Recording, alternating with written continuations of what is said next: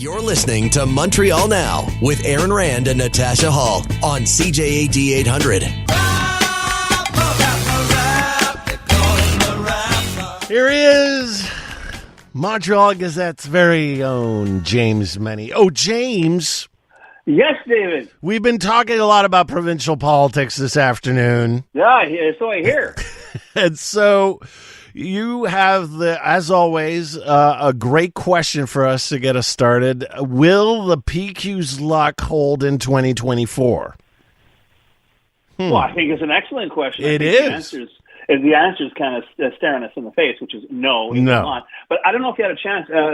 Canadian Press did a great profile on Paul Saint-Pierre Plamondon, Presse Canadienne. Really? It was in French, and it's essentially, it's not fawning or whatever. It's essentially a recitation of what a remarkable year the PQ leader has had. A year that I guess reached its apex in achievement when it came to the infamous by-election in Jean Talon last October that saw the CAQ humiliated and Francois Legault beaten like a drum. You know, there's some folks out there say he never got over it, but he still twitches whenever someone says the words Jean Talon. But there was a great line that explains a lot, not just about M. Saint-Pierre Plamondon, not just about the Parti Québécois, but I think about the whole game of politics, whether it's in Quebec or in the ROC or even at the municipal level.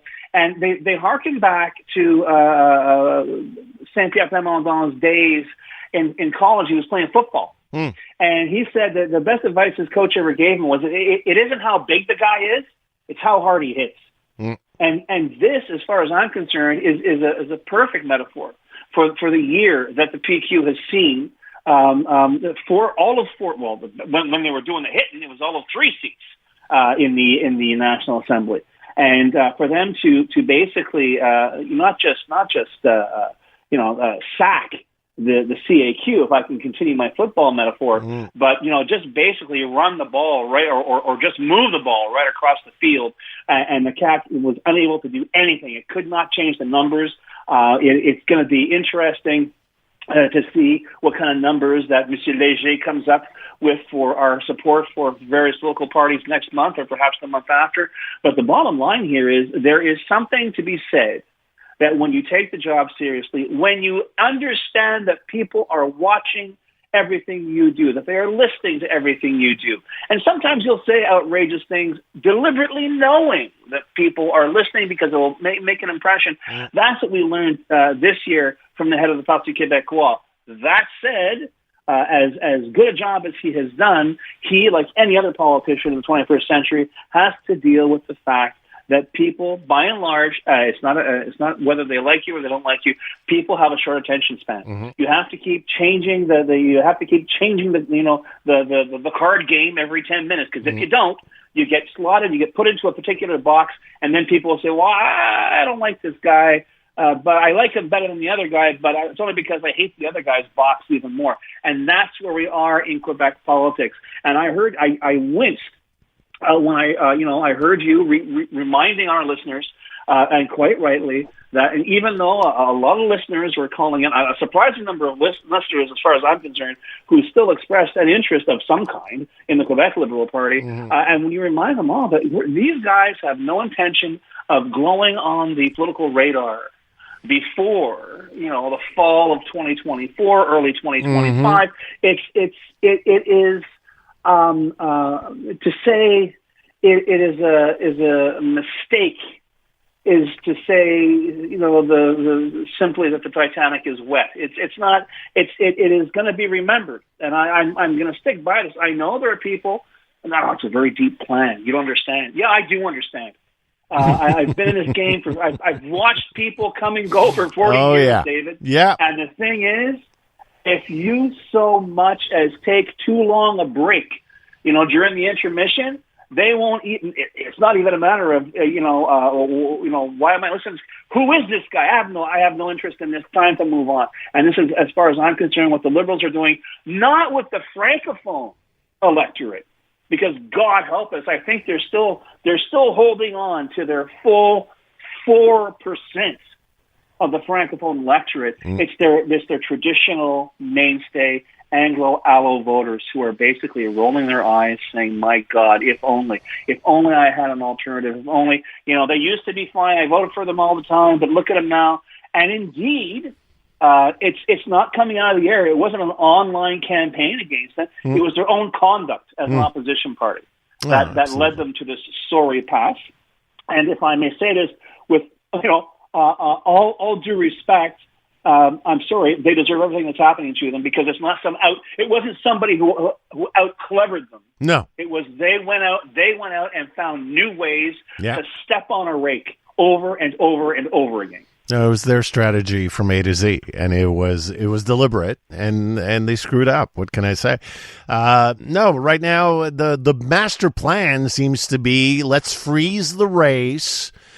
And it's going to be some sort of combination of Dion Charest and Mauro Risky. I don't see anybody else. There can't be there's no way we wouldn't know that somebody else is like waiting in the wings and slowly preparing. There's no other master strategy at work. There isn't the slightest sonar ping of that going on anywhere whatsoever. And remember, we used to hear about Joel Lightbound a lot. No, we don't anymore. No. Like, we just don't. Frédéric Beauchemin was conveniently set aside.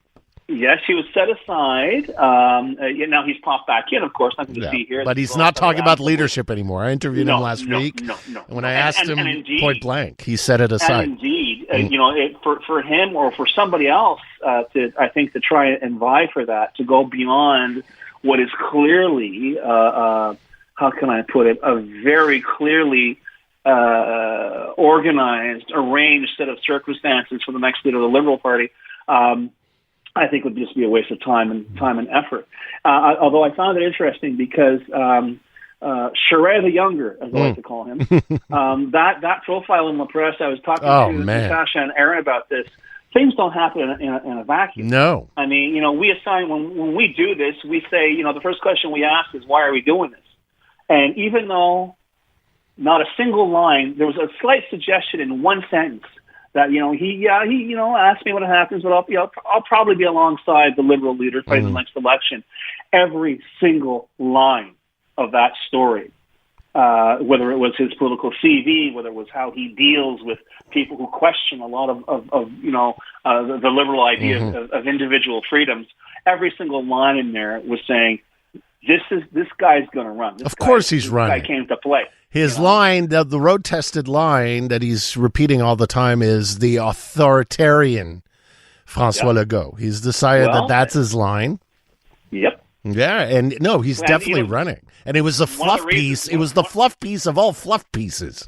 Yeah, I know. But that said, when you go from when you left there, you were doing something you weren't doing before you read it, which is you were thinking about this guy. This guy all of a sudden, hey, he's definitely running. He's definitely, and Jean Charest has setting the stage. I mean, it can't be a coincidence that Jean Charest is back in Quebec Liberal politics. Yeah. He was the guest of honor at a Jennifer Macaron fundraiser earlier a few weeks ago, and so it's definitely, the game is afoot, and it's clear. No, the game is afoot, and quite frankly, I think to a certain extent there are people out there who are considerate a rescue operation. To tell you the truth, because before it becomes a recovery operation, if you understand what I'm saying, I think they want to get some impressions made. I think they want to get some boots on the ground. I think they want to realize they want to become part of the conversation, even if it's in a rather discreet manner in the beginning, just to make sure there's still a Liberal Party out there left to say it. Absolutely.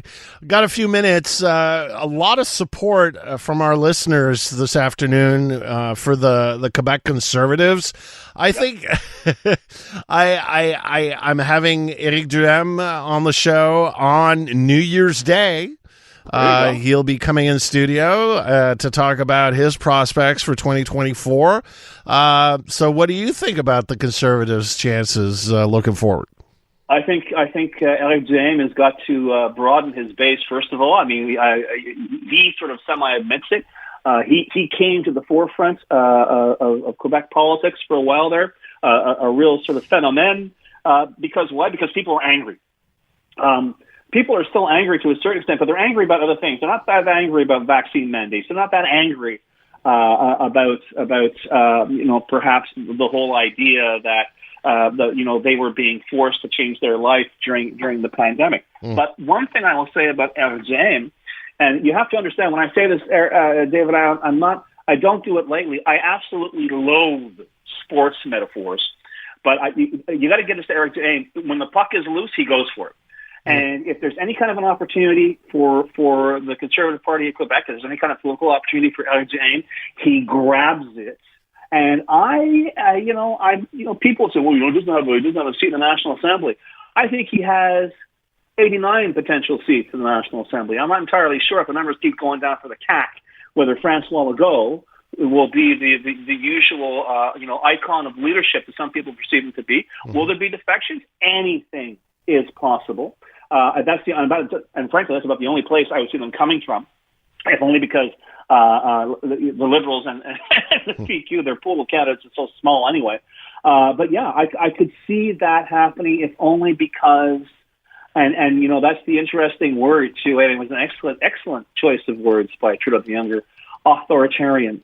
If there's one thing that will unite Quebecers, regardless of generation, regardless of their linguistic background, it's that there was a quiet revolution that occurred in these here parts against all kinds of authoritative governments, authoritarian rule, whether it was the church, whether it was Duplessis. Yeah.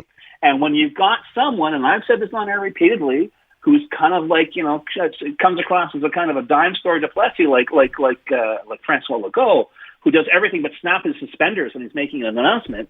You know what? There could be fertile ground for people to leave. There could be fertile ground for people to turn around and say, I have no intention of serving in a government where the agenda is, written on an Underwood typewriter from 1955. And to a certain extent, that seems to be where we're going. And certainly, no matter what side of the spectrum you're on, David, we're in such desperate need of leadership in Quebec, actual leadership that has a Quebec as the agenda, not some ridiculous, not what the last Jean de Montreal columnist wrote, but the actual needs and aspirations of Quebec as part of the mandate. Let's hope we see it in 2024. All right. Thank you, James. We'll do this again tomorrow. Adamait. Okay, Adamait. James Mennie of the Montreal Gazette.